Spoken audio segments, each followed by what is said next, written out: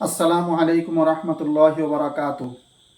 আমার সম্মানিত অডিয়েন্স, আমার সম্মানিত দর্শকবৃন্দ, আমি আপনাদেরকে সবসময় একটা কথা বলে থাকি যে লা মাযহাবি গয়রি মুকাল্লিদরা কি ধরনের জালিয়াতি করে, কি ধরনের বাটফারি করে হাদিসের মধ্যে।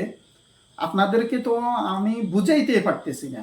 আপনারা মনে করেন যে বড় বড় শায়েখরা, নামদারি শায়েখরা দাঁড়ি থাকলে, মাথায় ঘোমটা থাকলে মনে হয় দুনিয়ার এলেম সব কিছু তাদের মধ্যে। বিষয়টা আসলে এমন নয়। কি ধরনের জালিয়াতি করে হাদিসের মধ্যে দেখেন। বুখারী শরীফের ৭৫৬ নং হাদিসের মধ্যে কি ধরনের জালিয়াতি করছে।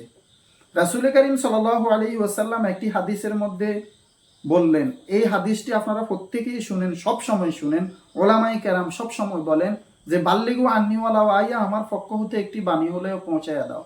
আমি ওই ব্যাপারে যাইতেছি। ওয়াহাদ্দিসু আন বানি ইসরাঈলা, বনি ইসরায়েলের যে ঘটনাগুলি আছে সেটা আলোচনা করো, এতে কোনো সমস্যা নাই। ওয়ালা হারজা, এতে কোনো সমস্যা নাই। ওয়ামান কাযাবা আলাইয়া মুতাআম্মিদান, যে ব্যক্তি আমার উপর ইচ্ছাকৃতভাবে মিথ্যা আরোপ করে, ফালিয়াতাবাওয়া মাকআদাহু মিনান নার, তার ঠিকানা যেন জাহান্নামে হয়ে যায়।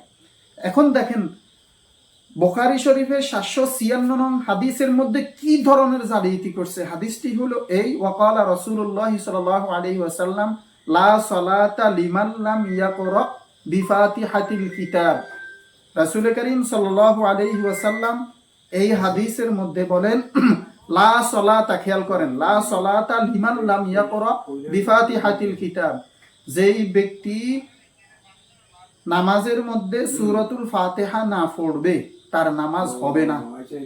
লা সালাতা লিমান লাম ইয়াকরা বিফাতিহাতিল কিতাব, যে ব্যক্তি সালাতের মধ্যে সূরাতুল ফাতিহা না পড়বে তার নামাজ হবে না।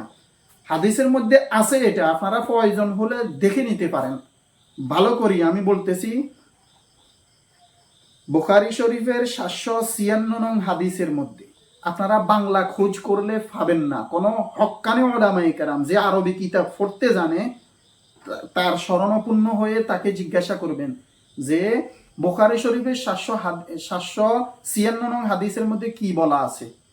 আপনারা প্রয়োজন হলে দেখে নিতে পারেন। এখানে এই যে লা মাযহাবি গয়রি মুকাল্লিদরা যে ধোঁকাবাজ, প্রতারক, দান্দাবাজ এবং কি বাটফার, সিটিং মানুষদেরকে যে ধোঁকা দিতেছে, এই যে এখানে তারা ইমামের পিছনে সূরা ফাতিহা পড়ার জন্য আপনাদেরকে বলে। এখানে ইমাম শব্দটা কোথায় আছে আপনারা বলেন। লা সালাতা লিমান লাম ইয়াকরা বিফাতিহাতিল কিতাব, হাদিসের মধ্যে আছে যে ব্যক্তি সূরাতুল ফাতিহা সালাতের মধ্যে না পড়বো তার নামাজ হবে না। এখানে এই শব্দটা নাই যে ইমামের পিছনে যে ব্যক্তি সূরা ফাতিহা না পড়বো তার নামাজ হবে না, এই শব্দটা কি এখানে আছে? নাই। ভাই দোস্ত বুজুর্গ, এই জন্য আপনাদেরকে বলি, একজন ভালো উলামায়ে কেরাম যদি আপনারা নামাজ, রোজা, হজ, জাকাত, ঈদ ইত্যাদি আপনারা শিখতে চান, জানতে চান, একজন ভালো হক্কানে উলামায়ে কেরামের আলোচনাগুলা শুনেন, শুনে আমল করেন।